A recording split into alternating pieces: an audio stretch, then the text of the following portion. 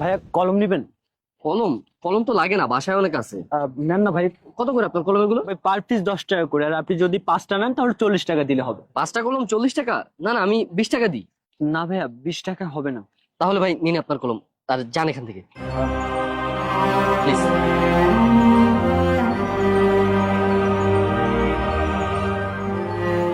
আপু কলম লাগবে?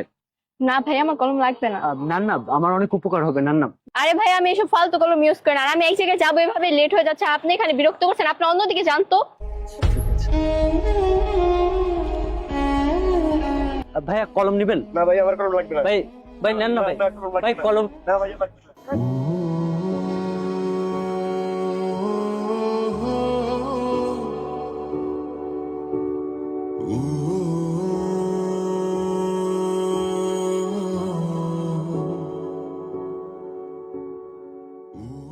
আরে ভাই, তোর বলছি না ওরে ফালাই দিতে, ফালাই দেওয়ারে ভাইয়া, ভাই কলম নিবেন?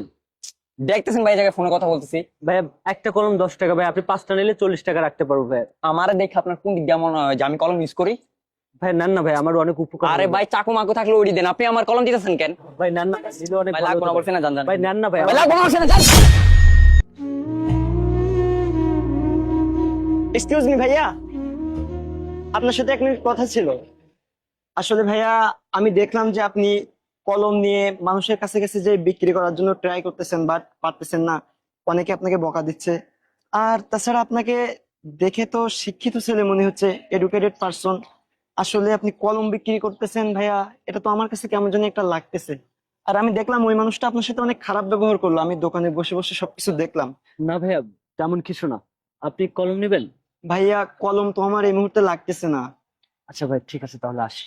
আরে ভাই শোনেন, দাঁড়ান ভাইয়া, ভাইয়া শোনেন, ভাইয়া ভাইয়া ভাইয়া ভাইয়া ভাইয়া এক্সট্রিমলি সরি, আপনাকে আবার বিরক্ত করলাম। আসলে ভাইয়া বিষয়টা না আমার মানবিক দিক থেকে অনেক খারাপ লাগলো। যেভাবে আপনি সবার কাছে এইভাবে যে কলম বিক্রি করতেছেন, মানুষের বকা শুনতেছেন, আবার কেউ কেউ তো আপনার গায়েও হাত দিচ্ছে। আসলে ভাইয়া আমি না জানতে চাই যে আপনার আসলে কি সমস্যায় পড়েছেন আপনি। আসলে ভাই বাদ দেন না, আমার কষ্টের কথা শুনে আপনি কি করবেন? আপনি ঠিকই ধরেছেন, আমি গ্রাজুয়েশন কমপ্লিট করেছি, আমি একজন সিভিল ইঞ্জিনিয়ার। পাশাপাশি একটা ভালো জবও করছি, মাসে 45,000 টাকা স্যালারিও পাই। তারপরে থাক না, এসব বাদ দেন। কি বলছেন ভাই আপনি?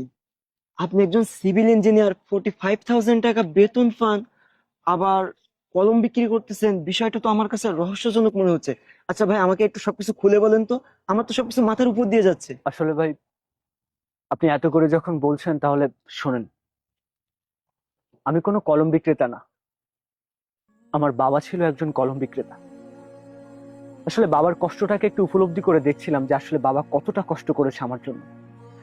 এই যে আজকে আমি সিভিল ইঞ্জিনিয়ার, গ্রাজুয়েশন কমপ্লিট করেছি, মাসে 45,000 টাকা বেতন পাচ্ছি, এই সবকিছুর পেছনে আমার একমাত্র অবদান হচ্ছে বাবা।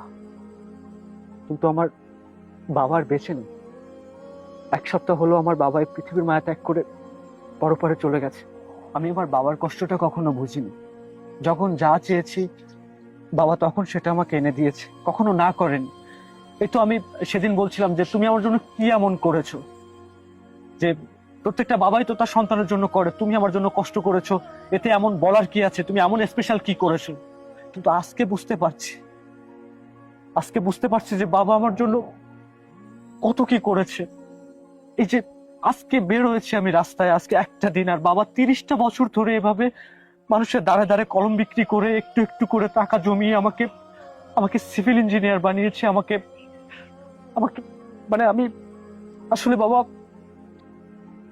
তুমি পৃথিবীর সব থেকে সেরা বাবা, তুমি তুমি সব থেকে সেরা। একটাবার তোমাকে জড়িয়ে ধরে বলতে পারলাম না বাবা যে আমি তোমাকে বড্ড বেশি ভালোবাসি। তুমি আমার জন্য এত কষ্ট করেছো বাবা, আমি আমি জাস্ট একটা দিন এসে আমি আমি এত মানুষের অবহেলা নিতে পারছি না, তাহলে তুমি 30টা বছরের অবহেলাটা নিয়ে কিভাবে কিভাবে আমাকে।